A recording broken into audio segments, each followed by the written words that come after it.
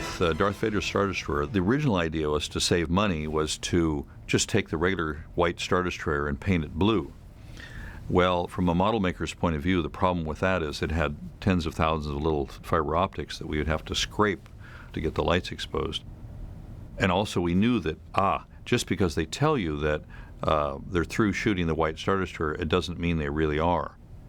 So on one side there was production, said we want to keep the budget low, and on the other side there was the model shop that knew that that wouldn't save time, which would then affect the budget.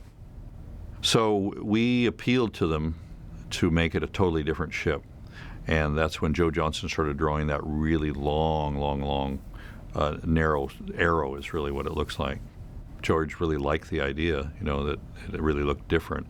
And probably the only problem is that then production said, but it has to be done in 7 weeks because we shoot in 7 weeks.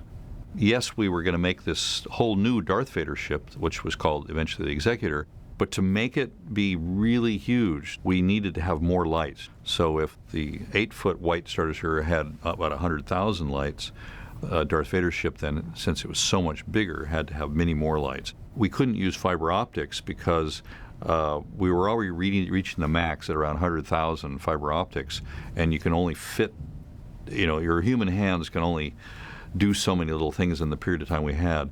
So what we did was, I think it was Paul Houston came up with the idea of doing artwork and then etching into brass these little tiny holes. And so we could draw up one panel, like something like this, reduce it down, count how many lights would be per inch, and we eventually came up with around 250,000 lights. So you just knew that, this is really, really big. Both with that ship and the white Star Destroyer, it became like a quilting bee. So they were big, and people would sit around and they'd work on this section. And then I'd say every 4 hours or something, I'd say, well, move 2 feet, and have somebody else rotate so that you wouldn't get one person's style that would dominate only in one area, and then somebody else's style that would develop in another area. But we worked 7 days a week for about 7 weeks to do that.